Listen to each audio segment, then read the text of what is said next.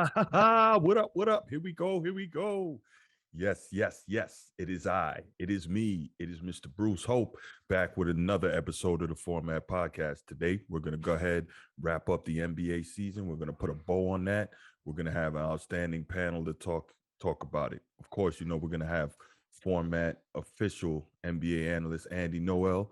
We're going to have as a returning guest NBA veteran Harold Jamison, and for the first time joining us, sports writer Landon Buford. So that's going to be an awesome talk. This one will be a little longer than the normal podcast, probably about an hour and 30 minutes or so. So put aside some time and sit back and listen to it. You'll definitely enjoy this one if you're a Hoops fan.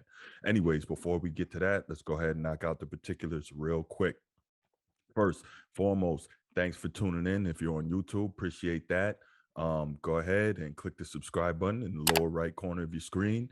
Do me a favor, leave a comment if you like.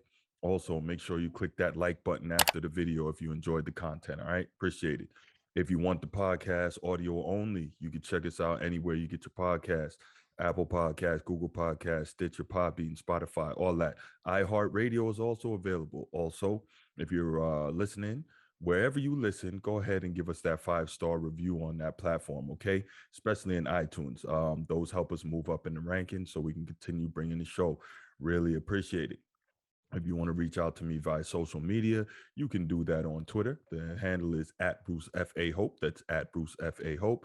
If it's on Instagram, it's at The Format Podcast, at The Format Podcast. You want to email me directly, you can do that too. And it's Bruce. I'm sorry, it's not Bruce. It's The Format Podcast at Outlook.com. The Format Podcast at Outlook.com. So thank you so much for all of that. And let's get right to it. Sit back, relax, and listen up to episode 103 of The Format.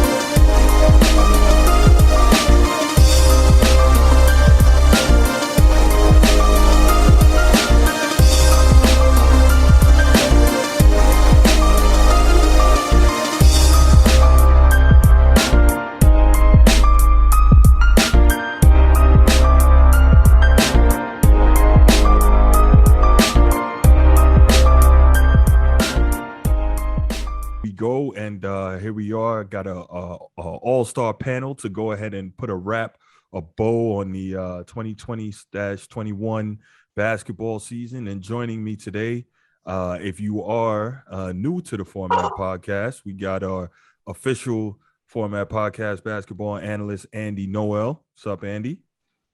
Gentlemen. Returning NBA veteran, Harold Jamison. What's up, Harold? What's up, fellas? Chilling. And brand new guest, first timer is independent sports and entertainment journalist Landon Buford. How you doing, Landon? I'm doing well. Thank you guys for having me on today. Absolutely, man. I appreciate it. So let's get right to it. Obviously in the basketball world, kind of the biggest thing that just happened that we'll talk about here are the Olympics. And I guess the biggest thing here is obviously the U.S. Olympic team, which was a kind of hastily assembled group of NBA stars, which is what we've been doing, over the past few iterations of the team. Got together, lost back-to-back games for the first time in a while. So, there was some consternation through most U.S. basketball fans. And, the assumption, a lot of discussion about the rest of the world maybe having caught up to the United States. But then, kind of watching, we saw the USA team pull it together, Kevin Durant go crazy, and they ended up winning the gold medal.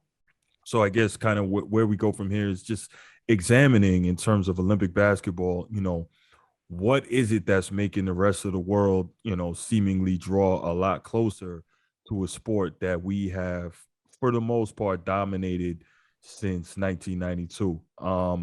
Landon, you're a guest, so I'll start with you. I think that they're studying more of the fundamentals We're not just, dealing with, dunking and things of that, things of that nature, step back threes. I mean, it's part of the game, but I feel like the international game is more involved with teaching the fundamentals and getting that stuff down before, some of the, flashiness that we're promoting over here. So I would say that. I think in response to that, I would also say a big part of it is that for the other countries, there's a lot more honor to playing for your country than there is for Team USA. And as well with the level that we're on, being the home of the National Basketball Association, which is the best league in the world, there may be not a lot necessarily to be gained because we're expected to win. But if you do, there's not much real credit given. But if you lose, you're excoriated pretty much in front of the basketball world. And so with that, you also got to look at these teams from these other countries. They played together for years, and with us, our teams just kind of get assembled with each go around. Harold, kind of, what are your thoughts on that? And also, if you would expand a little bit, you played many years overseas. Expand a little bit on kind of the differences in the rules and the international game, which has allowed the teams from other countries to kind of compete a lot better against us. Well, I think both of you guys, you and Landon, made some good points. And I'm from the old school. Let me go ahead and put that out there. I think that it's not so much as the international guys catching up with our guys. I think it's the style of play, that international European style of play. I think that, once we made the adjustment, as far as the style of play, then yes, we were better. But you also have to take into account that these guys are hungry. And they've been playing together for years. I remember being overseas, and a lot of these guys have been playing together, like literally playing together ever since juniors. They came up in, semi-pros, and then they made it to pros in their country. So, that chemistry, those guys definitely have that. But for me, seeing basketball from what it was to what it is, I think that had we played our rules, it wouldn't have been close. So for me, I'll stick to the fact, the style of play, the physicalness at the international level, pretty much close that gap a little bit. I think that's interesting that you brought that up, Harold, because I remember, back in the day, it used to be that the NFL, the NBA was the more physical league, and it took foreign players more time to adjust to the physicality here. Now it seems that that's gone the actual opposite way. What do you attribute to that? Well, here in the States, it's the era that we're in. Everybody wants to see scoring. Everybody wants to see, high flying, dunking, like just pretty much people getting numbers, because that's what they believe sells. So I think that, as a country, we've gotten away from true basketball, and that's just my opinion. And these guys internationally, they've stuck with it. Internationally, you have the stretch fours, the big guys that can shoot or what have you, but when it boils down to it, internationally, those guys are not sitting out on the perimeter waiting for threes and, trying to stretch the floor. They're going to get down there. They're going to mix it up. And that was evident in, some of the games that we played, like even some of the big guys that played here in the NBA. If you watch the game and see them play with their teams, they wasn't really stretching the floor like that. They wasn't sitting out there on the perimeter. They was down there mixing it up. And I hope a little bit off subject, but I hope that we kind of get back to that style of play, because if not, I think that we're going to struggle a little bit, playing against international teams because of the way the rules and stuff are, because of the way, the game has evolved so much over here in the U.S. Andy, hop in and give us your thoughts on that. Sure. So it's a little bit of a mix of everything. To your point, Harold, I think the NBA game, if you look at it right, it's the professional level, but it actually has the least amount of actual basketball being played amongst all the levels, right? College has more actual basketball being played. High school has more actual basketball being played in terms of the rules that are being implemented. I think the NBA product is more it's more, the focal point is more entertainment than competition. And I think that impacted how our players responded, especially initially. Like, I was one of the naysayers saying that, because they're playing traditional 90s style basketball, our players are going to suffer. But the one thing that those guys didn't have was a KD, right? KD is the great equalizer, right? Love him or hate him, he's the great equalizer. At the end of the day, you got to guard a 7-foot guy who can dribble the ball, create his own shot, create for others, and pull from anywhere. That changes the equation. With that being said, I was listening to an interview with Gilbert Arenas earlier, and he said something that I didn't think about. He says everybody's being compared. All these Olympic teams, these U.S. Olympic teams, are being compared to the Dream Team. And if you're not blowing everybody out now, it's a chink. It's viewed as a chink in the armor. But the reality is that Dream Team was comprised of two of the best players at every position, right? Clyde and Mike, Magic and Stockton, Pippen and Bird and Mullen, Barkley and Malone, right? You had the two of the two best players at every position, or two of the best players at every position, going in there and playing against everybody else. We don't really have that now. You got Bam Adebayo, right? Respect and shout out to Bam Adebayo, but he's not. I mean, I don't know if anybody's calling him the best power forward / center in the game today, right? I don't know if anybody's say respect to Bam Adebayo for what? He ain't a bum, but I don't see nothing special there. But I'm just saying, wow. Just saying, right? I wasn't trying to take that kind of shot at him. But you look at the caliber of player versus the Dream Team. So therefore, even though those teams have been playing together and have that continuity, they still wouldn't have been able to deal with a team that had Steph Curry in the lineup, Dame Lillard in the lineup, Durant in the lineup, Kawhi in the lineup, right? With the two of the best players at each position, I don't think the results would have been the same. Now, with that being said, if we aren't sending our best, we will have challenges, because their continuity and their fundamentals, and me as a kids coach, I see it the most. The kids who play the most fundamental ball end up winning the game. Doesn't matter how athletic you are. We just happen to have had a KD and athleticism in terms of the defense to be able to help us, right? And we didn't end up. I think if we matched up against Slovenia, we'd have had some problems. But again, in my opinion, I think the issue is we're not sending our best over there. So we are hastily assembling guys and saying, okay, well, you know what? You got 4 days to practice. Let's go figure it out. I think it's a little bit of that, but I think it was definitely an eye opener. No question. Fair enough. So we were going to get to this later, but since it's been brought up, I'm going to jump ahead to it now, and then we'll come back around.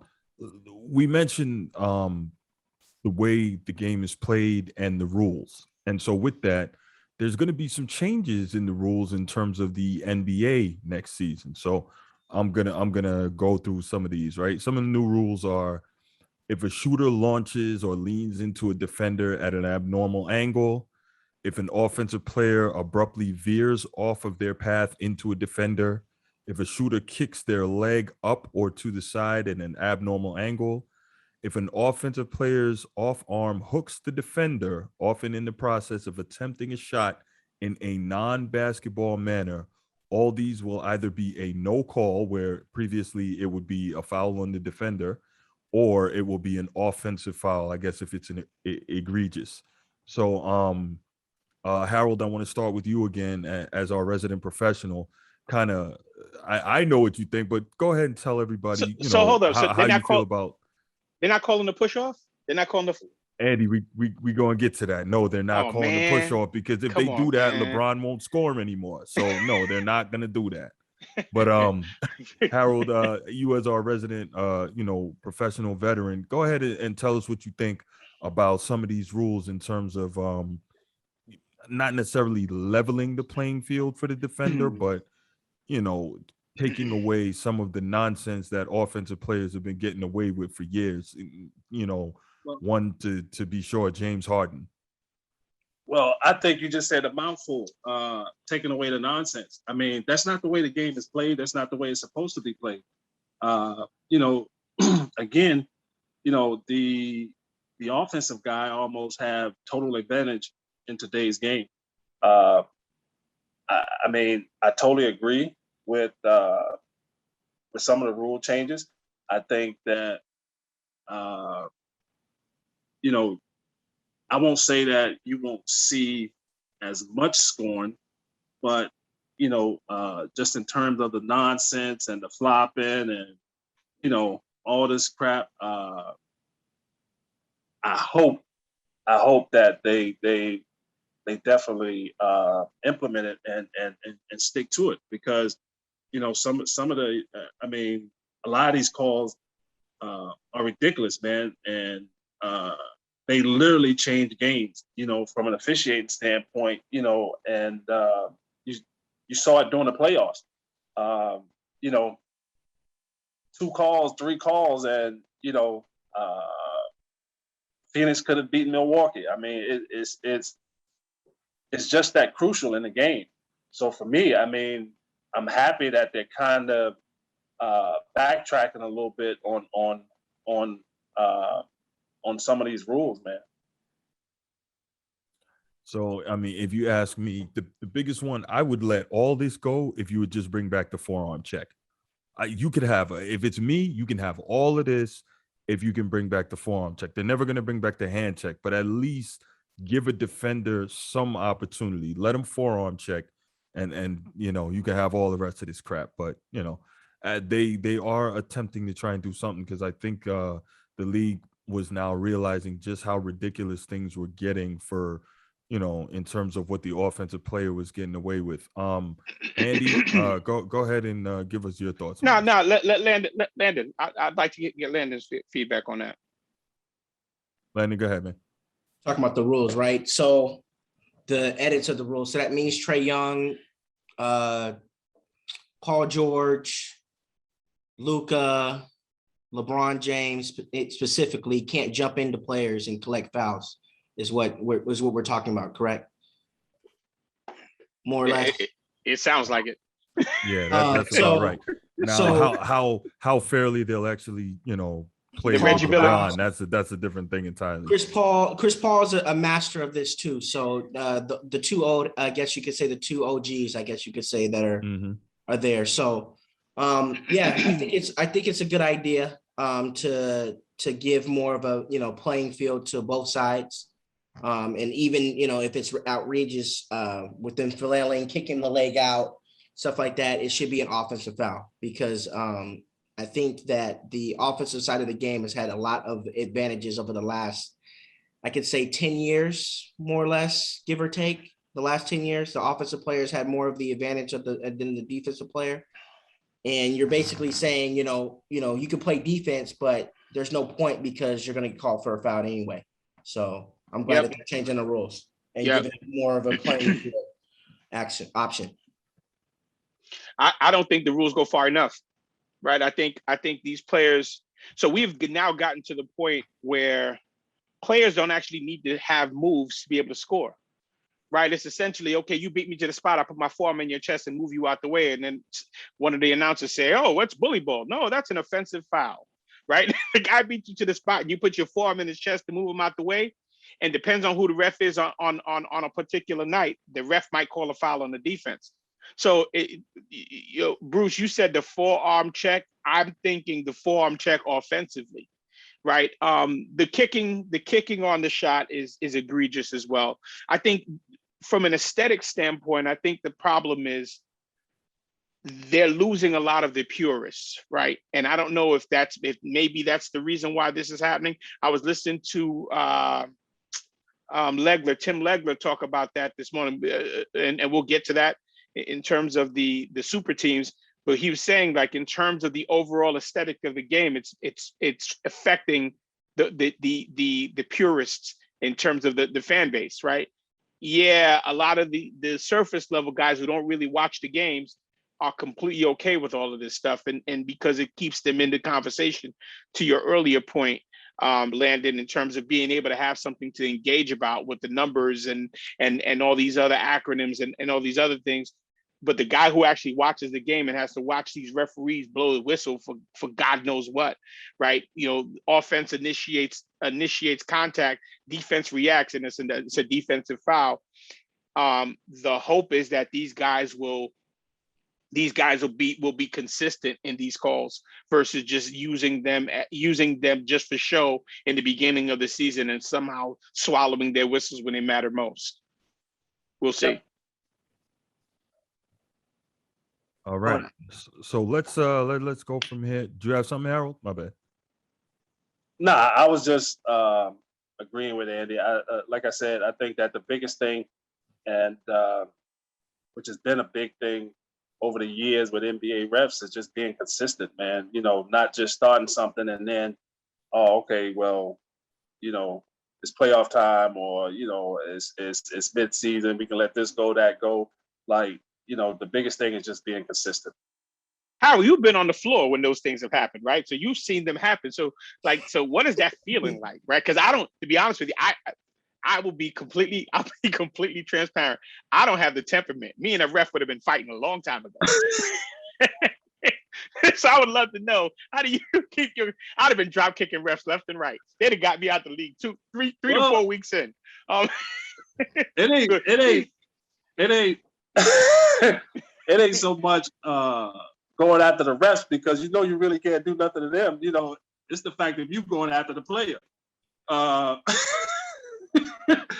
Because I remember clearly one night, Karl Malone, who was probably one of the dirtiest post players ever, we were in Utah, and he got a rebound, and I'm right there next to him, like hovering him, and he just shot me a bolt, like dude hit me so hard, I dropped straight to my knees, like somebody just kicked me in the balls.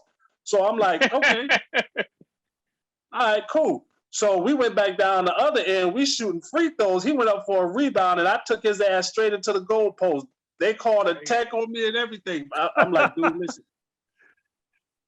I'm young, but I'm not that type of dude. I'm not waiting for the refs to call shit. You know what you did to me? Here's payback. So he knew. Right. Yeah, wow. I'm like, dude, listen, you call, but listen, I ain't never seen a challenge I didn't like, bro. So, I mean, it's whatever. But you get frustrated as a player, man. And I guess that's part of the professionalism that comes along at that level, where a lot of things you kind of have to let go, just because. But, you may say something to the refs here and there, but I mean, that don't really mean much unless, you're some superstar or something, then, they come back down and give you another call. Me, on the other hand, I wasn't getting no calls, so I had to take matters into my own hands. Right. I like all right, that a lot. so we'll leave it there on the rules changes, and we'll move ahead and just get into a brief playoff recap of this past season. And when we get into that, because obviously a huge factor probably in determining the champion this past season was injuries. And Yep. so, obviously that's a major concern, although it's been my argument that, just about every champion has had some luck on that front. When Isaiah Thomas won his first championship, I think Magic played like 75 minutes that whole series. I think Byron Scott was out. A lot of times, people get injury luck when they win championships. But yeah, let's go ahead and get to a playoff recap. We can start with whoever wants to start. What do you gentlemen think was probably the most outstanding thing about the playoffs? And when I say outstanding, not necessarily the best. I say outstanding in terms of what stands out to you the most about this playoff run. I think this is the first time Steph or LeBron in 10 years has not touched that were no part of the finals. I think that's a stat that was thrown out there. So, people that were tired of seeing that matchup actually thought it was, a good playoffs because it didn't have those guys in the final decision making of which team was going to make become the new champion. So I think from that standpoint, I think a lot of fans that aren't, I guess you could say, in tune as much thought it was, it was a better series because of that. That's what I pulled from it from that statistic. There are a couple of celebrities who would disagree with you. Oh, of course. I'm just throwing out the statistic portion out there, but keep go ahead. Go ahead, Harold. What stand out the most, man?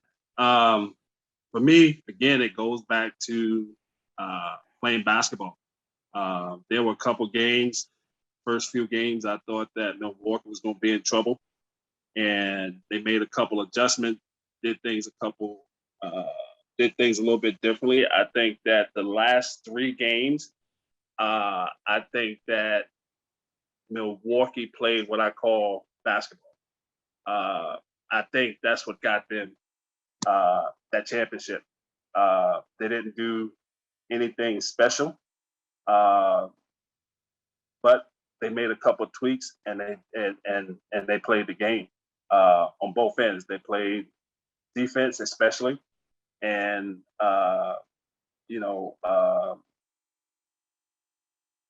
they put Giannis in the post, and they were operating a lot from that.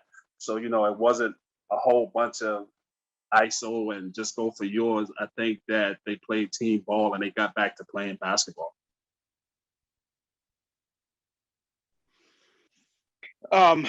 In terms of what stood out to me for the entire playoffs was the deterioration of the game. From an aesthetic standpoint, the games are hard to watch. Overall, they're just hard to watch. To a degree, it's unrecognizable, right? The impact that the rules changes have had on the game has gotten to a point where it's like the only thing that you're really tuning in for is the story, right? To be watching the game, it's like you're saying to yourself, okay, where is this going, right? And no series in particular, but it's just like you're watching these guys play, and it's like we're gonna do the very same things. Everybody's gonna do the same thing every time out. We're gonna do a high pick and roll, and everybody's gonna spread out. You're gonna pass to the corner, and there's gonna either be an alley-oop and what have you. There's no more creativity to the game, right? And hopefully these rules changes, like we were talking about a few minutes ago, will have some impact on that. But overall, it's the game to a large degree, depending on what team you're watching, is hard to watch, and to a degree hard to enjoy. That's what stood out for me. For me, 2 things stood out. Andy and I and Harold a little bit as well. We went back and forth on the Giannis thing over and over. Now, full disclosure for anybody who doesn't know me or hasn't heard my takes on Giannis. I'm trying to say this right. You know what? I'll go ahead and say I am a Giannis fan. However, I can be objective in terms of Harold's cracking up. I could be objective in terms of, Harold's like, admitting, that's an understatement. nah, come on, man. I'm not even I'm Right, not even gonna say right. what I was about to say. But no, Harold's like, I am Harold said, I thought that was your god brother. no, I'm a Giannis fan in terms of watching the work that he's put in to get to this point, in a lot of ways. And I think this is something I've said on other platforms as well. I think a lot of times, because his game is not necessarily aesthetically pleasing and he doesn't play the way a lot of people want him to play, he gets a lot of heat. And but also I think there's a lot of people watching for what he can't do, not what he can. That's something else that I've said. But so the first thing is I just, really paying attention and trying to watch even more deeply in terms of what is Giannis doing on the floor? How has he improved as a player? So there was that. And then the second thing that really kind of got me is Trey Young pretty much carried his team, to the conference finals, had a pretty solid playoff run, but that's another situation where the numbers kind of hide a lot. He had the high assist numbers, the high scoring numbers, but he doesn't particularly shoot well from the field or from three, even though he's got a knack for taking and making big shots. So I'll give credit there. There's credit due. He's not afraid of the moment, and I respect that. But with that, I'm really sitting back and watching, and I'm thinking, is Trey Young overrated? Is a lot of his success, again, to some extent, like Giannis, product of the era, in which he plays. And so I guess those are two of the biggest things that stood out for me. And then I guess if you want to mention a third is what the heck is going to happen with Ben Simmons, and we're going to get to that. So I guess those are my big things. Is obviously Giannis, now he's a champ, Finals MVP. Um, of course, Trey Young, like I mentioned, and then what's going on with Ben Simmons, because I believe he is the reason that the Sixers were not in the conference finals. And I also feel like if the Sixers got to the conference finals, they would have made the finals and maybe they even win that chip. But that's a different story. So yeah, that's kind of where I am on the playoffs. But another big part that I mentioned, was injuries. A lot of key players were injured. Kawhi Leonard got hurt. Obviously, James Harden was a shell of himself. Kyrie Irving got hurt. And those were huge factors in terms of determining who came out of their respective conferences. Where are you guys on injuries versus rest, the effect it's had on the playoffs? This is something I find so interesting because, especially, talking to a guy like you, Harold, who played in an era that was so much more physical. Like I look at Karl Malone, I think he played 80 games or more, like 16 times. I know his buddy John Stockton played 80 plus games 17 times in 19 seasons. And I think he played 82 games, 10 or more seasons. And this is a much more physical era. Why is it that today, in an era where they say the athletes are bigger, better, stronger, faster, I don't know that I necessarily believe that. They have better sports science, they have better medicine, better nutrition, all of this. Why is it that guys seem to be getting injured in key spots at a higher level than they were previously? Harold, let's start with you. Man, where do I start? I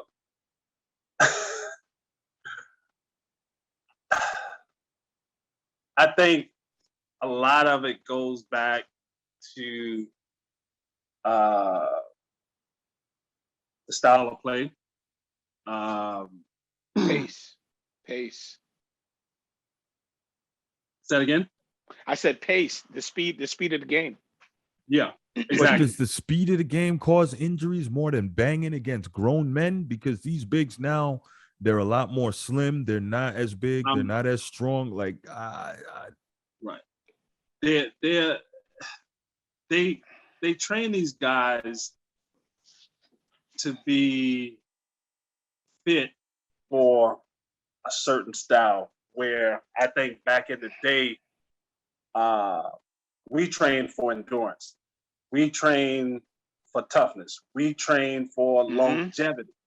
Mm-hmm. You know, back in the day. Nowadays, everything is quick. Everything is, fast twitch muscles, this, that. Mm-hmm. Man, forget all that shit. Like, listen, you got 82 games in the regular season. You have playoffs, depending on how far you go. I mean, you got preseason, and then not to mention, you have to stay in some type of shape in the off season as a pro, just in order for you to endure the season. Perfect example. When I played my rookie year, I didn't even play, but just the demand on your body, the way I had to train, the traveling, like all of that plays a part. And if you're not training your body to endure that, plus the banging, you're going to have injuries because your body is going to break down. But not only is it going to break down, it's going to break down a whole lot quicker. Here's the thing too, right? So even us who played, guys who just play pickup ball, you playing pickup ball regularly against grown men, right? Your body's becoming accustomed to that contact, right? I'm going in the lane and I'm going to make contact with somebody and then I'm going to be able to finish. Now my body, if I've done that for long enough, over a long enough period of time, my body now makes the adjustment, right? So now as I get older, my body is now conditioned for that. So when I get to the league, now I'm doing all of the training that you just mentioned. That, along with whatever my conditioning is, aids me when I'm on the court.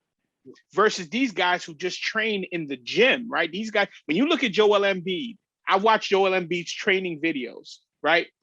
You're looking at him play. He's doing the same exact thing on the court that he does with his trainer, but he don't know there's 9 other people around here. Right? Excuse me. There's 5 other people playing against you. You don't have the room to be doing that. But because so many of these guys play, they don't really have the game time experience. They have skill level, but they don't really have the game time experience. Or they don't have the applied repetitions in order to be able to get used to it. That's why you're seeing these guys have to play fast, because they have to play fast, because slowing down exposes their game, exposes the weaknesses in their game. Landon, you spend a lot of time talking to pro athletes, coaches, trainers, etc. You've spoken to these guys, ad nauseum and up close. Kind of what are you hearing about the injuries and the training they do? What do you see from your end? From what I've been told, it's a lot of more wear and tear, because some of these guys, even though that they're not, we're not seeing them play all year round, they're in the gym all year round, for the most part, outside of maybe for the 2 months that you see them on Instagram on vacation. But there's, if in LeBron's case, he's still training every day, right? So I think it's a lot more. Harold, you can give insight to your era, but I feel like, or what I've been told is they're playing a lot more year round, and it's just they're not taking a break. So when it's time for NBA games, they just can't be uphold for a full season, I guess you could say, because they're playing all year round. Is what I've been told. But I mean, it depends on who the player is too. So it's just a hit and miss, but they are playing a lot longer than I guess maybe they were saying that they were playing back in maybe Harold's day. But like I said, he can speak to that, because I think MJ played it was in MJ's contract to play whenever he wanted, right? So I mean, I don't see where that's coming from, but that's what I've been told by some players. And I know Carol's smiling, but but that's what I've been told by some players and some former players that are coaching on that staff. But you guys are giving me that look, so please. No, man, go ahead, bro.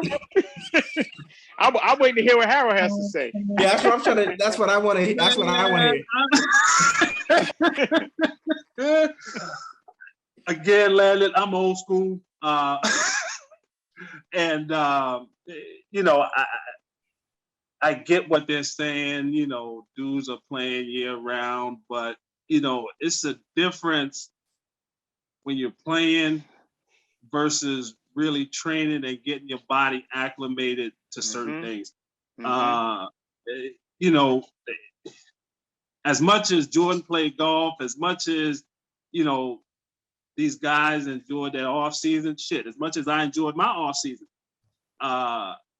you were still training at a level. You probably wasn't playing, you know, every day, but you were training for your body to endure the season, even during the summertime, even after the season. You're training for your body to endure that. So, you know, this thing about, they're playing more, that's, I can't. That Devin Booker video of like you're double teaming me in the summer or triple teaming me in the summer keeps flashing through my head as you're speaking today. You know what I'm saying? We're double teaming during summer. Yes. Yeah, that was absolutely disgraceful. I mean, the dude that he feels is a mentor, you know, late great Kobe, God rest his soul. Kobe used to tell dudes, "You better come double team me." Like I don't want to sound like old man, get off my lawn, but it's just the mentality now is so. That's exactly what it is, right? You say it, Harold. You're the pro. I'm the talking head. And I'm sorry, Bruce. I'm sorry. No, go ahead, bro. I'm sorry. I mean, that you know, call a spade a spade. These dudes are not built the same. They are not built. A lot of them are not built to withstand 82 games. They're not built to withstand 82 games. I don't care how much science you put. I don't care how much nutrition you put. A lot of these guys are not built. And I think that I'm going to even go on record as far as saying this. I think that a lot of these trainers do a lot of these guys nowadays a disjustice because, you know, these are modern day trainers. These are modern day trainers, and everything is about science and the newest thing that, you know, that comes or whatever, whoever says, and, you know, they take that and they run with it. Nah, man, these are pros. These guys are playing 100+ games. There's proven things that work. And when you try to switch that up and, you know, lean on science and lean on what this person says and that person says, now you have no choice but to come up with excuses why guys getting hurt, why guys not doing this, why they can't do that. Do you understand what I'm saying? Agreed. So, and again, that's just my opinion, but I'll go on record saying that. And I mean, I'll challenge anybody who thinks different because I was there when the game was changing, and I see the way, you know, trainers were starting to train guys, and I'm like, what for the in cameras. the hell? It's for the cameras. I mean, it's for the cameras only. It's only for the cameras. Yeah, and these guys are really not benefiting. You know, that's the reason why, and I'm gonna go on record saying this, you know, all this load management BS, I understand you get tired during the season, but I mean, back in the day, like if a guy missed the game, I mean, it had to been something like damn near death or, you know, like this crap about, you know, I need to rest and I'm tired and I need a personal day. I need a person. Yeah, you know, like I mean, coaches had to tell dudes back in the day. Yeah, coaches had to tell dudes back in the day, listen, I'm not gonna play you this game, and dudes would get mad. But you know, that was a coach's decision. You know, because he understood that, okay, I know you're thoroughbred. I know you're a beast, but this is my decision. I'm going to set you out and, you know, just go ahead and take some rest. Yeah. But I mean, back then, if you set out for a game or two, shit, it was almost like a whole new season.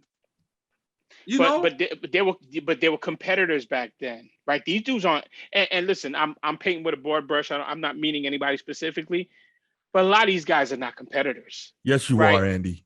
Yes, you are. Stop it. But a lot of these guys aren't competitors. A couple names. Just say I'm not doing it. Not doing it.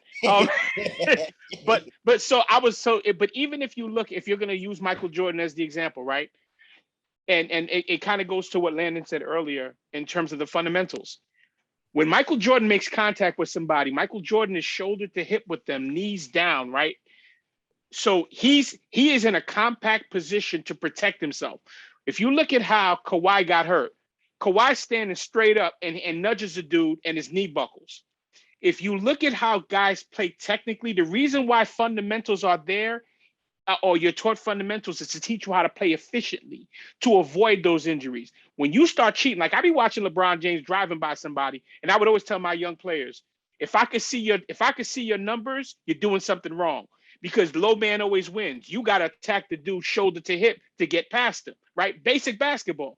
You're watching these guys now. This guy's basically, his chest is all the way up here, and the reason why he can do it because he got his forearm on the guy, right? Because of the way the game is played, along with the lack of fundamentals, along with the speed of the game, it invites the injuries, right? You're no longer, the fundamentals are there to protect you from injuries. These guys aren't playing like that. It's okay, we're just trying to put a product out there to get everybody engaged. Okay, we want to watch this fast-paced game. Wow, look at that. Well, he averaged X, Y, and Z. But at the end of the day, you make contact with somebody, and all of a sudden, you got some weirdo injury out of nowhere, like who's the young boy, Markelle Fultz, weirdo injury out of nowhere, right? That's from doing it the wrong way, right? When you do it the wrong way, oh boy, I must have stepped on a landmine. What happened, Landon? I'm not going to say what happened, but that injury had nothing to do with him being on the court. Let's just put it that way. That was an off-court injury. Oh, even better, right? Even better. I was just using that as an example. But again, think about it in these terms. A player like Ben Simmons making all the, oh boy, that must be a real good one. We're going to get to that one, homie. But look at a player like Ben Simmons, max player with all of these accolades, whatever media awards he's been given, and the dude can't shoot. Like, how you play basketball and you can't shoot? It's like, how's that even make any sense? Right? It's like you're scared to shoot the ball. So we're at a point now where it's essentially saying, yeah, I'm an architect, but I can't draw. And I ain't good at math.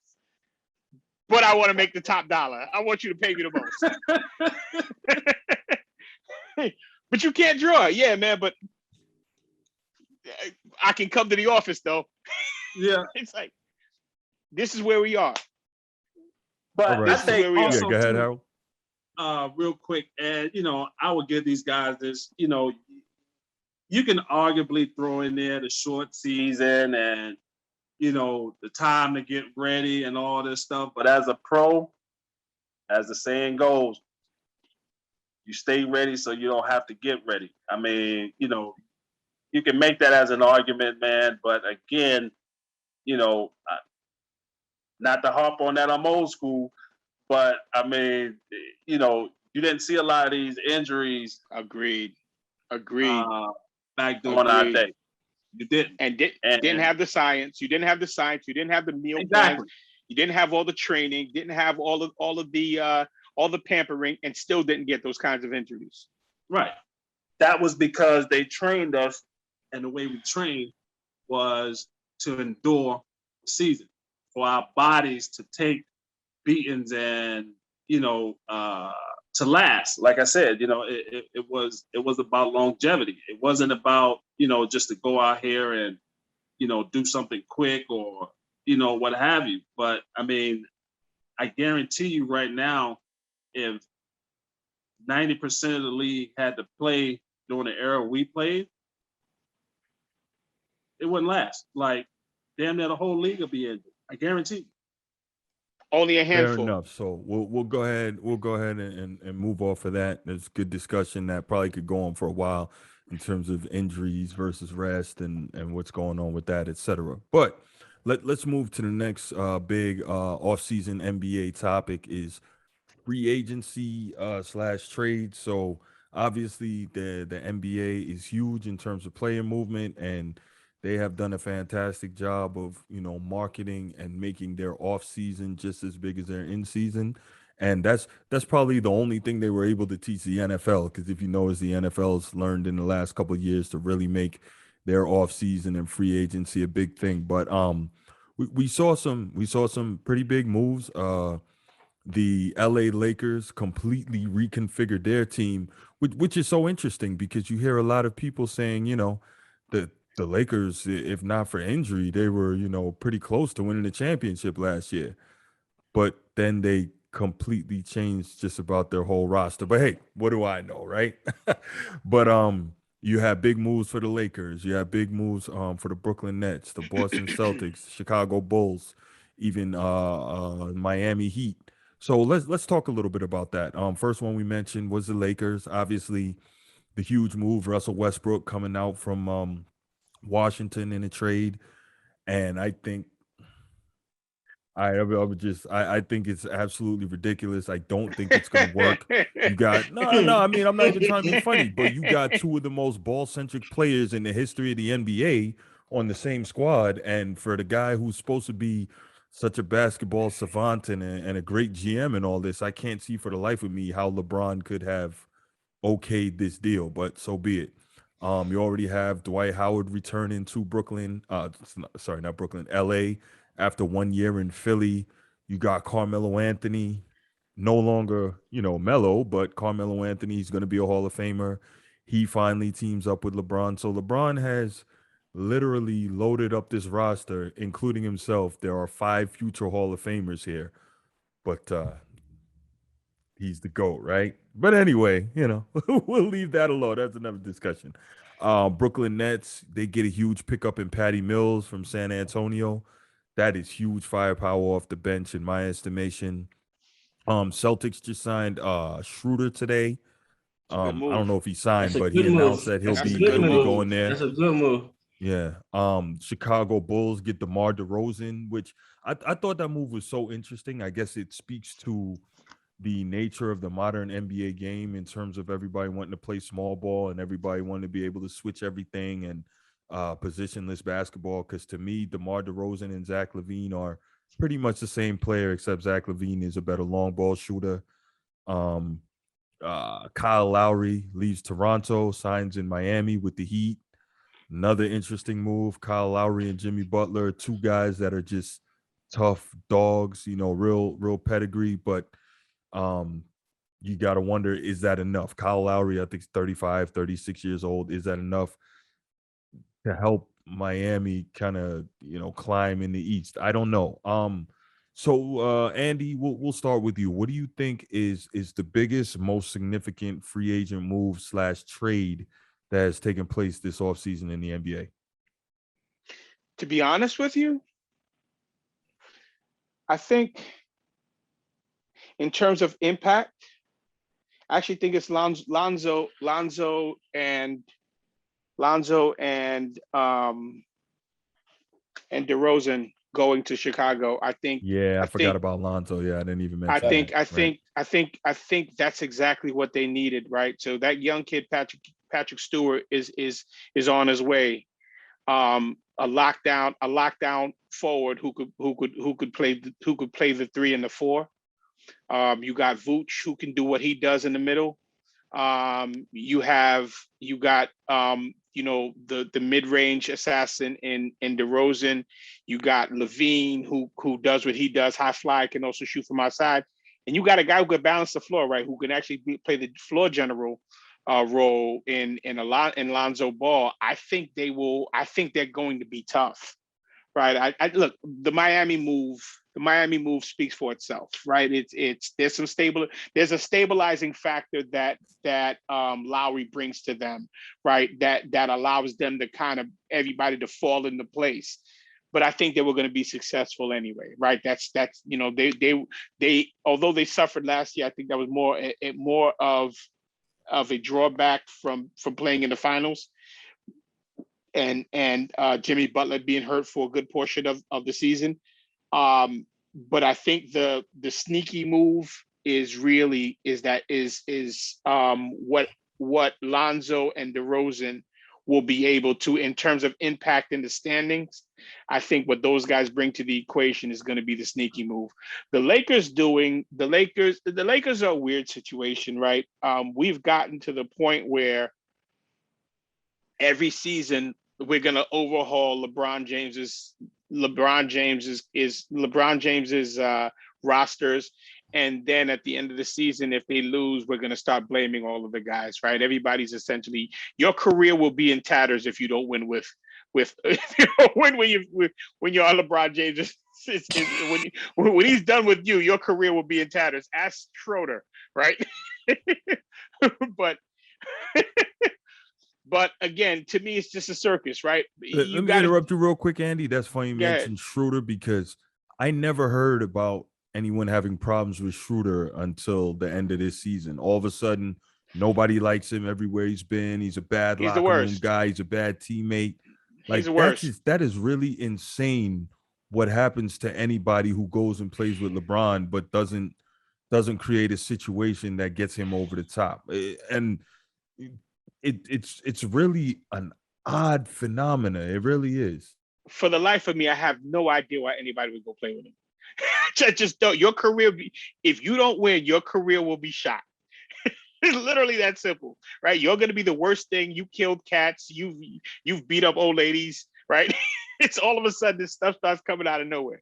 But I digress. What I don't understand is, right, if you're going to be labeled as one of the best players ever, why did you need that much help? But again, what do I know? I think that's going to be interesting. I think who else to be? I think the sneaky move is Boston getting Schroeder. That's a heck of a move, right? All he's got to do is essentially go in there and be a little bit of a playmaker, not necessarily a floor general, but a little bit of a playmaker, provide some scoring, and let the two Dobermans do what they do. I think they're going to be tough. I think they just shot up a couple of levels in the standings as well. Who else do we have? I think, to be honest with you, I think Milwaukee's going to have a harder time this go around than they did last go around. I think the improvements that all these teams, to be honest with you, I don't think they want any part of Miami. I think the pieces that they got are going to make it tough. Don't get me wrong, Brooklyn's going to have some problems with them as well, but Brooklyn's got three nuclear bombs, right? So and not only, we mentioned Patty Mills, but the sneaky moves with the James Johnson and the what's his name? I forgot what his first name is, but something Bembry, right? They got some defensive players, right? That are defensive kind of tweeners, 3-4 guys, and 3-and-D guys, excuse me, that can help, right? Brooklyn got a little bit tougher. They lost a couple of components, but they got a little bit tougher as well. Who did I miss? Anybody? PJ Tucker. Oh yeah, I forgot. Yeah.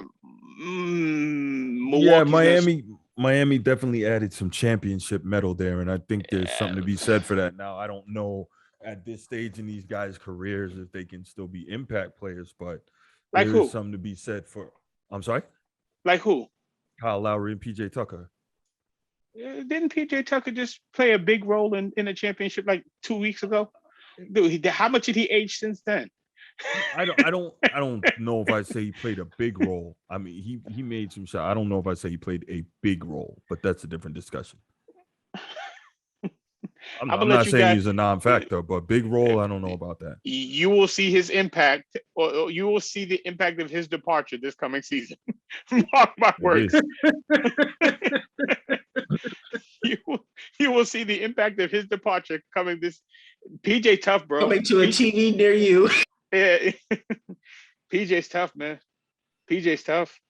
But either way, gentlemen, I defer. Yeah, Harold, where are you on this? Woo, man. I pretty much agree with a lot of what Andy said. For me, I don't particularly like the group or the organization. Miami? Oh no, I love what Spoelstra is doing in Miami. Okay, you say which organization don't you like? That one out there on the West Coast. Lakers? Yeah. I guess there's a story behind that. Well, remember, Harold was a Clipper, so you know. Ah, Oh well, don't tell Lakers fans that. my bad. My bad. They'll say that you couldn't get to the Lakers, so you had to go down the hall. But I digress. Keep going. Oh, that's tough, B. That's tough. But I mean, fair enough. We did beat them twice that year, 2 out of 4 times, with a young Clipper team: Darius Miles, Quentin Richardson, Elton Brand, Corey McGetty. Oh, He was on that team, the culture team. Okay. Yeah, I was like a veteran on that team. I came from the oldest team to the youngest team in the league. You talking about a shock? Shit. Anyway,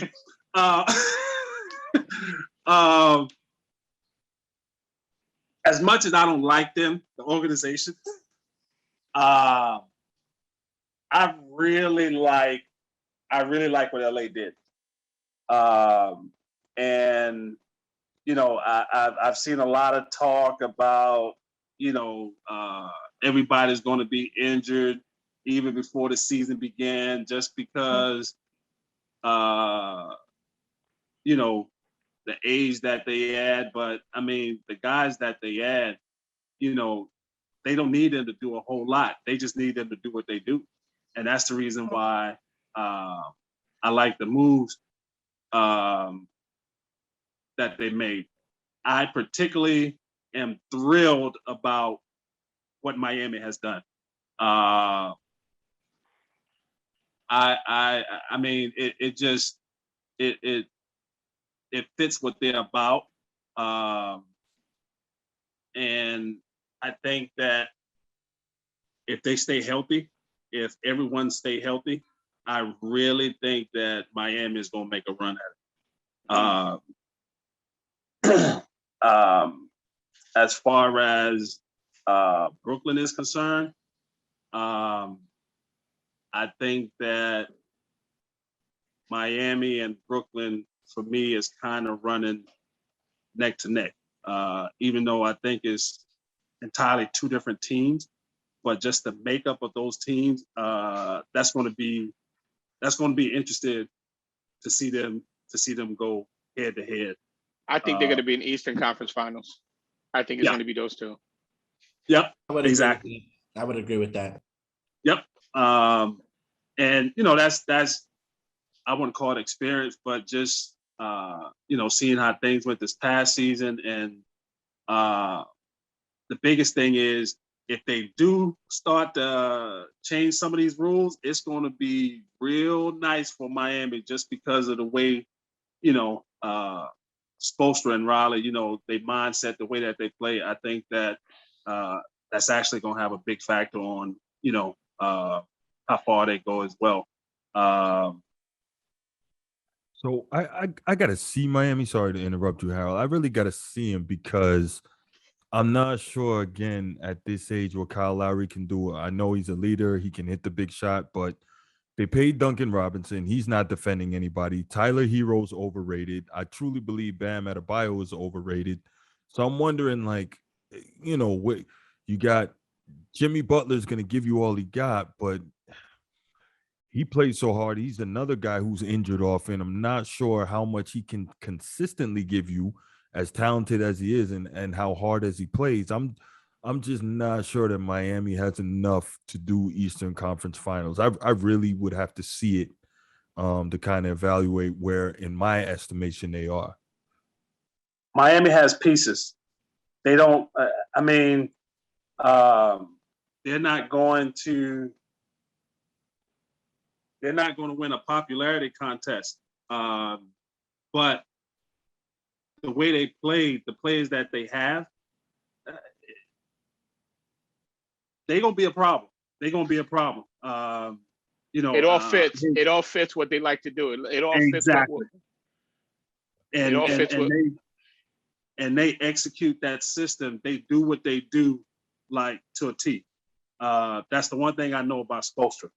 And you know, I know a lot of people may not see what I see, but yeah, I think I think that they got the pieces to do what they need to do in the system that they have, and that's the reason why they're going to be tough. Because, for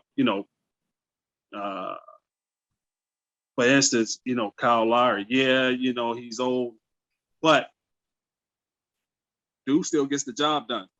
I mean, but why is Kyle Lowry old and LeBron ain't old? Aren't they? And or Melo ain't old? Aren't they? Or Chris Paul? It's all narrative. It's all narrative. Melo is old. LeBron is old. Chris Paul is old. Every one of them dudes you said is old are all old. That's correct. When I say old, I mean in terms of playing years. I don't mean age. You feel me? I get it. So I get it.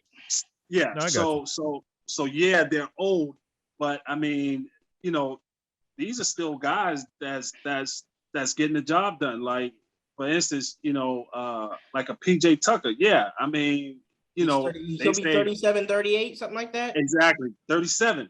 But the dude does what he does. I mean, he disrupts everything on the freaking defensive end. I mean, he don't have to go out there and score 20 points, 15 points a game. Hell, you know what?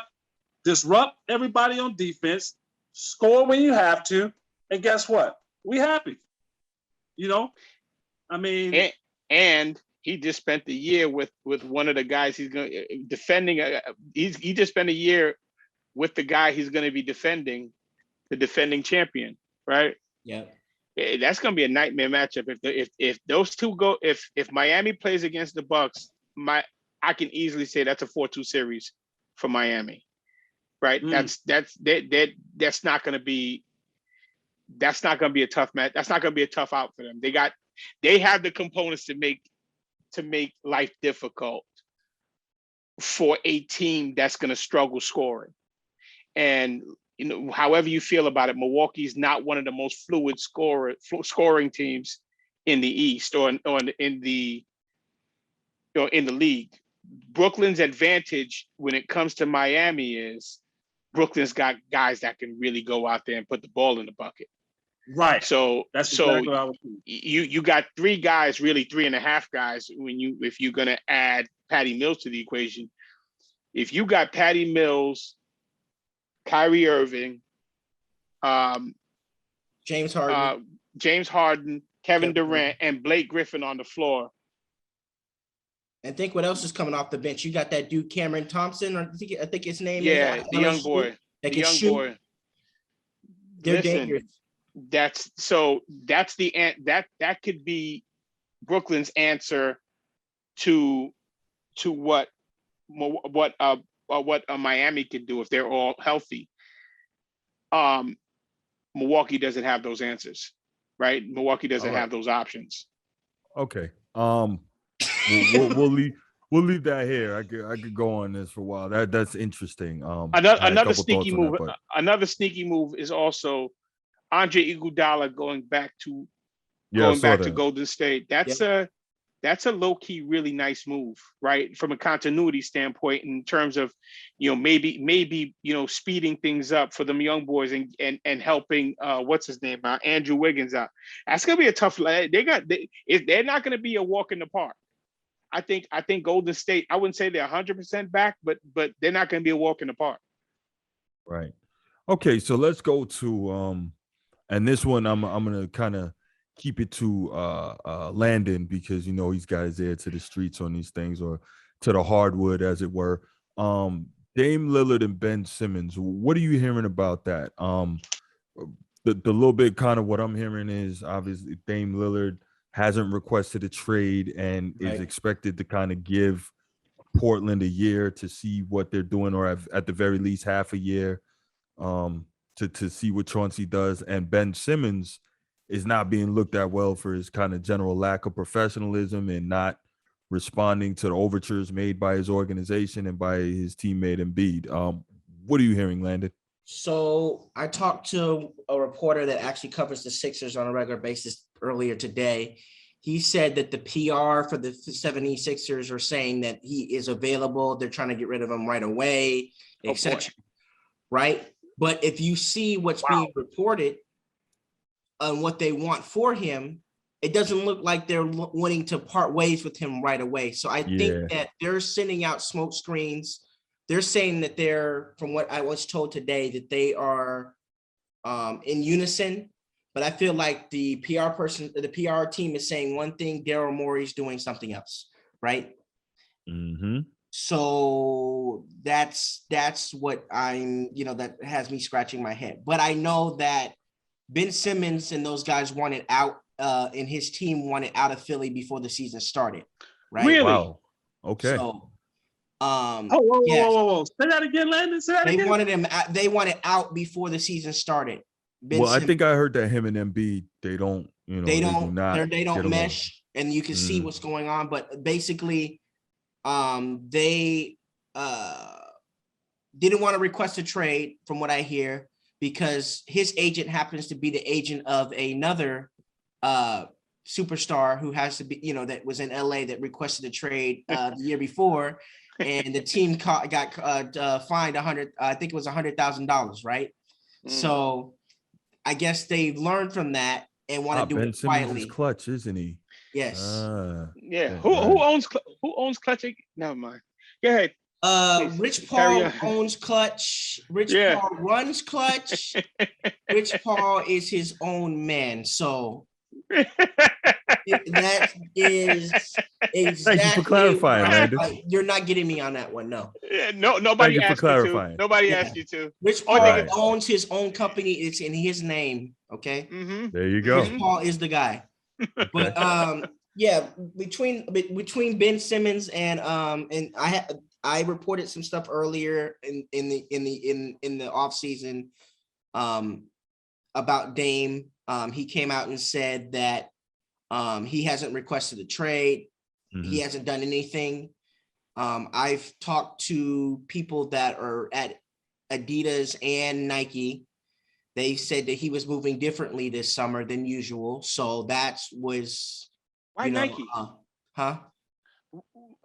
Just you mentioned. I know he's with Adidas, but what's the Nike correlation? These guys, the shoe guys in Portland are friends, and they intermingle with each other. So it's okay. So they were saying he was moving different. I heard that him and it was a possibility that him and Kawhi could possibly team up in New York. I've heard that. Wow. When they said two superstars, it was those two. From what I was told, I mean, what I've heard in some of the stuff that's going around. Obviously, Kawhi resigned. Obviously, Dame is still under contract for the next 4 years, so we'll see how that goes. I think personally, Kawhi resigned because he's injured. Mm-hmm. You know what I mean, and take the guaranteed money. I mean, take the guaranteed money, and they're going to be able to give you a bigger contract. With I don't know the length of the contract was, but. As far as Ben Simmons goes, I've heard that he wanted to request a trade before the season. It didn't happen. It seems like he wants out of there. It's just Daryl Morey is asking for the world King's for ransom. Yeah. Right. Okay. Next up, where do you see him landing? I could see him landing in Portland. I could see him landing in. He doesn't want to be there. That's one thing he said. So I can see him landing careful trading for a guy who doesn't want to be somewhere. I can see him going to one of those teams that they reportedly came out. One of those California teams. All right. Really? Including Sacramento. I can see him in Sacramento as well. So. All right. Let's get over the coaching changes, and the main one I want to kind of get, and Landon, this is you again. You're down there in Texas, in Dallas area. Obviously, Jason Kidd drafted by the Mavs, won a championship with the Mavs, and he is now their new head coach. What do you think of that? And do you have any idea what Luka is feeling, the new $207 million man? About Jason Kidd being his new head coach? From what I've been told and what they've been reporting is Luka is a fan of Jason Kidd. Obviously, they kind of have a similar game to some extent, the triple doubles. I'm gonna tell you this right now. I have not read the new book that came out where Jason Kidd was trending this on Twitter earlier today. So I don't know Really? anything about that. So that I just want to put that out there. About some of his coaching methods. I think I read a snippet where they said that he probably shouldn't be anywhere near a team. But I haven't read the book, so I don't really want to go and speak on something that I haven't physically, had more context to. But I think Jason Kidd is new blood. I think it gives them an opportunity to actually, get into conversation with free agents in the next coming years. Kevin Durant obviously re-signed, so he probably won't be available, in the next, couple of years. But I think that the Jason Kidd and Nico hire gives the Mavericks opportunities that the former regime didn't have the opportunity to because of the head coach. And I'm talking about Carlisle. Was it really that bad with in terms of free agents? They respect Rick Carlisle as a coach for his championship acumen and stuff like that. But after the stuff that's happened with Rondo, wow. The stuff that's happened with the other the point guard that came off the bench for Dallas during the championship, I forget his name, Chauncey Billups, and I think a couple others in his time during Indiana the first time. They weren't really. I think Jamal Tisney was played over somebody else that should have had opportunity. Wow. Carlisle doesn't like to do play rookies, and obviously there's been talk that if Luka wasn't who he was, he wouldn't be playing. Carlisle had to, change his stance on that too. So wow. Okay. Yeah. So it's true. Luka did cuss him out in the huddle. There was some other stuff that was reported. So yes, a lot of the stuff that you're hearing, that you read. I don't know about Cato's report, but some of that stuff I can say, yeah, I could see some of that reason why some of that was going on. I don't know anything about shadow GMs or anything of that nature, but because I've never met Bob, so I can't speak on that. But the interactions between Luka and not Porzingis, I'm sorry, Carlisle was not always the best of interactions. I guess you can say that. How do you think that impacted the Porzingis situation, right? In terms of how Porzingis was used? I don't think that they used Porzingis in the right form last year. I think there was some points where he was ready to go. Carlisle didn't want to play him. There were certain instances, like if he was used like he was used the first season before he got ejected in the first game he got ejected, I think they would have won that series. I think if Porzingis was being used in the proper, like he was used prior to that 2 years ago, they would have beat the Clippers this time too. No offense, Harold, but they would have been out in the first round. I'm just being honest. So, but as far as Jason Kidd go, I think it is a good pickup. I think it's an opportunity for him to redeem himself as a coach, because people would say that he was a big influence on Giannis. Giannis vouched for him when he was very upset when he was let go. I remember that. that. So I'm gonna have to pick this book up. I just looked up a couple excerpts that sounds crazy. Yeah, like Jason Kidd making them practice on Christmas Eve and Christmas Day after a loss, and really like running them hard till guys like were cramping and breaking down. Yeah, I'm gonna have to pick this book up. Wow. Who wrote that book? So it's actually a biography on Giannis. She works for The Ringer. She used to work for Bleacher Report. I just don't know her name off the top of my head. You're looking at the excerpt right now. Yeah, I got you. It is written by Miran Fader, and it's called Giannis, The Improbable Rise of an NBA MVP. Andy's like, yeah, I don't care now. I don't want I'm so curious as to when the MVP gained so much importance and significance. It's almost as though MVP has its own importance by itself. Like, yeah, I get it. It was always important, but yeah, it's gone way. It was like never this important, not even close. But anyway, move on. Yeah. Okay, so good stuff. All right, so let's kind of move forward, getting close to the end of this thing here.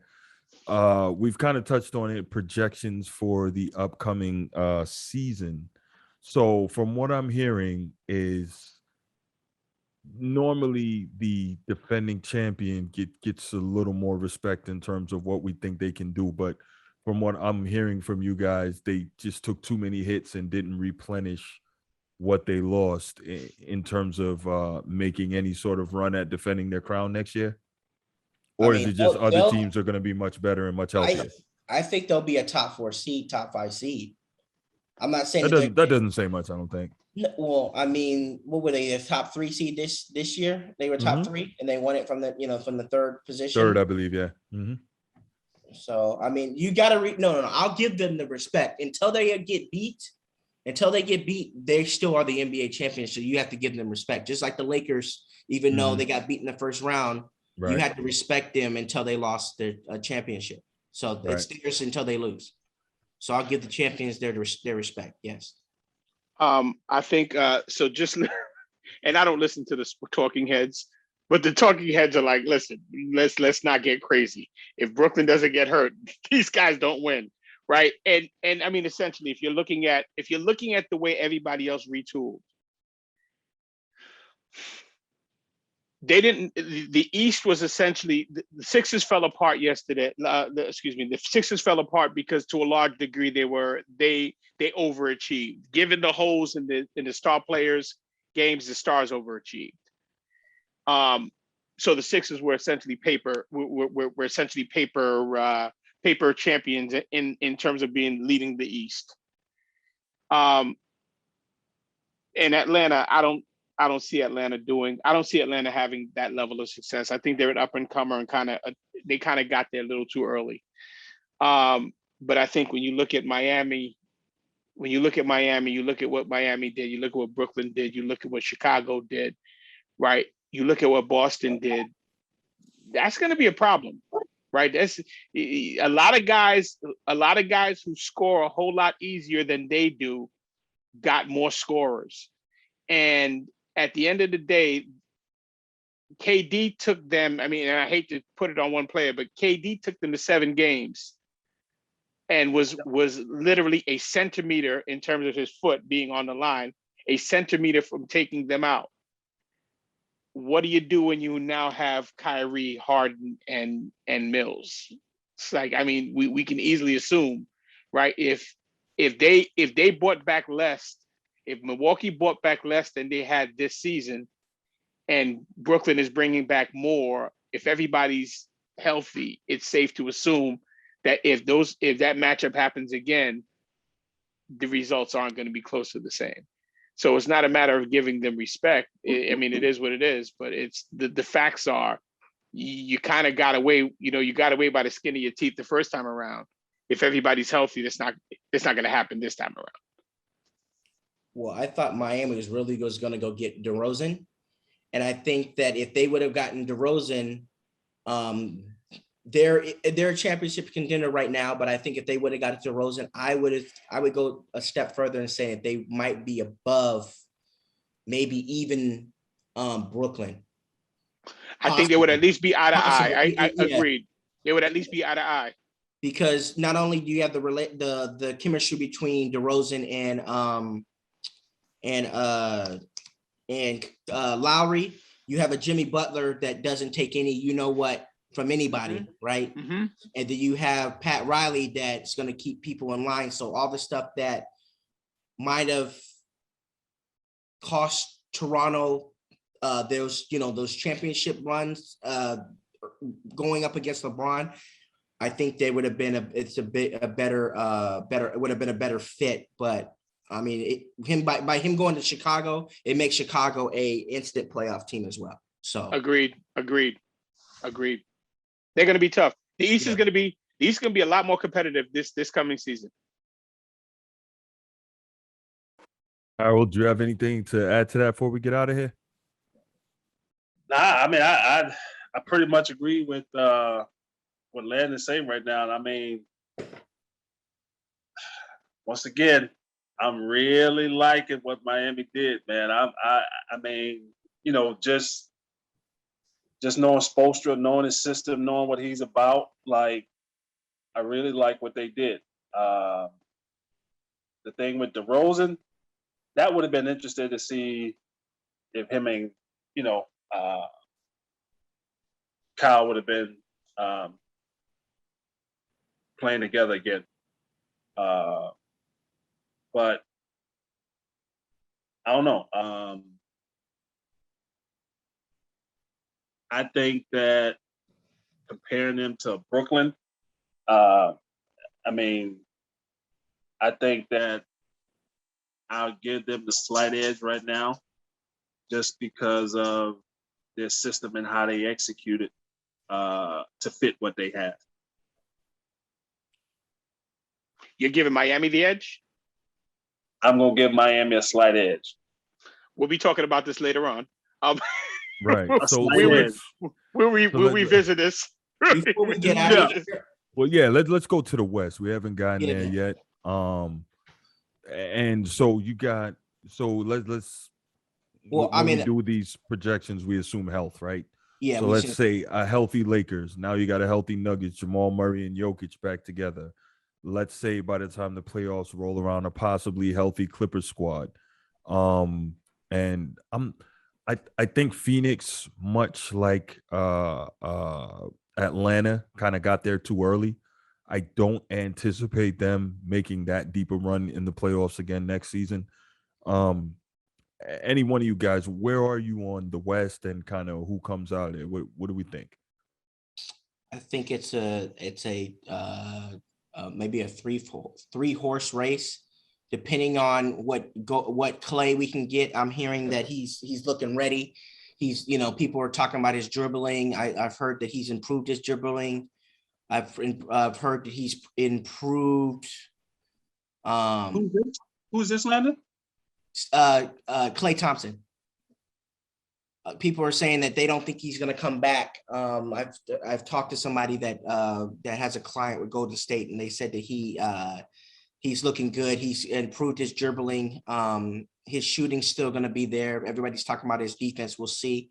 I think the Lakers, I think they're not done in free agency. I think everybody heard today that, IT might be possibly added. Possibly. We'll see how that goes. I thought he was going to Boston, though. I thought Boston had interest in him.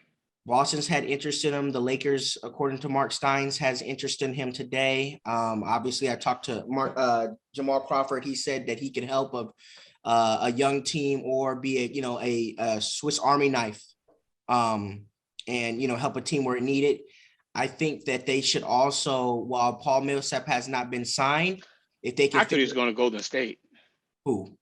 I thought Millsap was going to Golden State. He'd have been a nice fit for them. He is a nice fit. If I'm LA, I gotta plan ahead about AD's yearly injuries, right? So I would, if they can go, LeBron can get on his recruiting. Here we go again, right? But if LeBron can get on his recruiting, put on his recruiting hat and go get him for the mid-level exception or whatever it is they have left, that would be a nice backup piece for AD, depending on when he decides to go. I mean, knock on wood.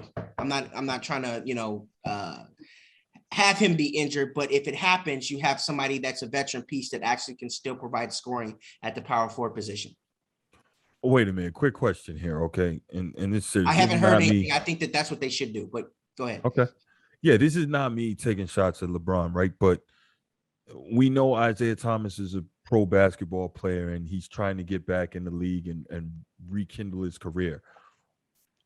That being said, is it the smartest thing? I guess you got to go where the deal is offered, but is it the smartest thing to try and do that playing with LeBron?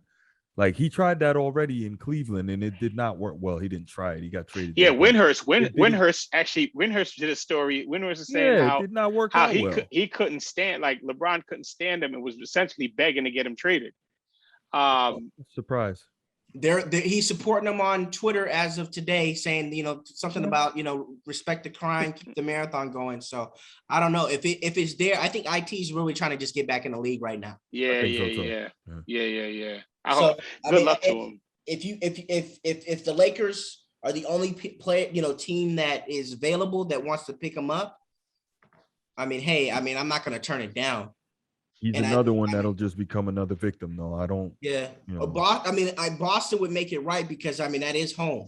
You know what Yeah, I mean? I thought Brad Stevens. I had heard Brad Stevens say it was trying to put the band back together. I mean, I've heard that would Boston be and awesome. LA. I've heard Boston and LA that are interested in his services. So, I mean, you know, how ironic it's the two most winningest franchises in the NBA history that he's played for both. He's played for both teams. So, you know, obviously he was, you know, Isaiah Thomas MVP candidate, finishing third in Boston, and he was a shell of himself because of injury in the other places that he landed after that. Right. Okay. Well, gentlemen, unless anyone else has anything to add, I think we've kind of touched on a lot of things. Done a great job wrapping up the season and looking forward a bit to next year. Anybody got anything else on the way out? No, all good.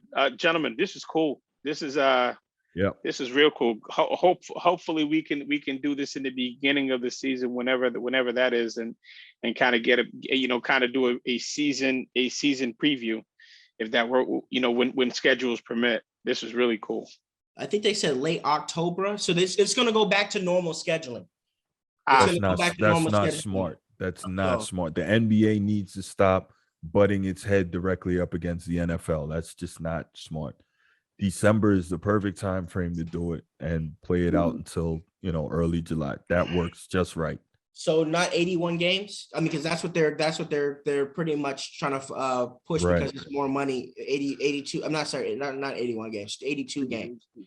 They're going back to 82. They're going back to 82. Yeah. So that's I get that. The only thing I'm thinking is if you start later, you have less time that you're losing to the NFL in terms of the weekends and primetime TV.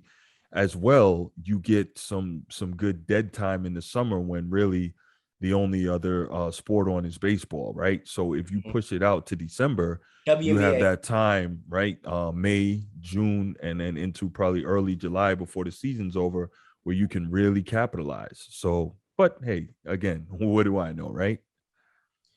But I mean, Harold's looking like that's not what we do. I mean, if you go deep into the playoffs, the finals, I mean, you're talking about deep June anyways, almost July. Yeah, almost July. So, I mean, I mean, was there any time that the NBA was actually beating the NFL? Would that be Jordan's era? Is that, I mean, like maybe that was the last time, possibly. Yeah. But I mean, for the last, and Landon, you probably know this better than I do. For the last, I'd say at least 10 years, I mean, the NFL has been handily whooping up on the NBA, easily the most popular league in the country. Well, but we don't even know if there's going to be an NFL season when everybody talking about there's certain ways that they're not trying to handle this COVID thing. So, I mean, I know Mahomes said he might sit out. Too much money. There's too much money. There'll be a season. You know that. Too much money at stake. Mahomes is threatening to sit the season out. Even though he's vaccinated, yeah. So that'll hurt, but guess what? They still got Brady and Rodgers. If Brady and Rodgers play, it'll be all right. Now, if Brady talk about he threatened to sit the season out, man, they will fly to Tampa and figure out everything they got to do to get that guy up and running. And Lamar doesn't know if he's going to take. We don't know if he's going to take the vaccination. Yeah, I've heard twice already. Yeah, I heard that as well. But we will. No, they can't. But they can also fire Harold too. I mean, that's see what happened in Minnesota. They fired their assistant coach. Mm-hmm. But that's for another day and another podcast, gentlemen. I appreciate your time, Harold. Thank you for coming on. Obviously, giving us your take through the eyes of a professional hooper, which we all probably wish we could have been, except for you, obviously. Landon, thank you for coming on and giving us your expertise in terms of having your ear to the league and your many sources. Andy, as always, appreciate your insight when it comes to hoops, man. And this was great, guys. Thank you so much. No doubt. Thank you, God. Don't hang up, y'all. Don't hang up. We hanging up? No. Bruce. Oh, we still record, Bruce? He's still recording. Hold on. I'm stopping. Hold on. I'm stopping. Hold on. Get anybody in trouble in there?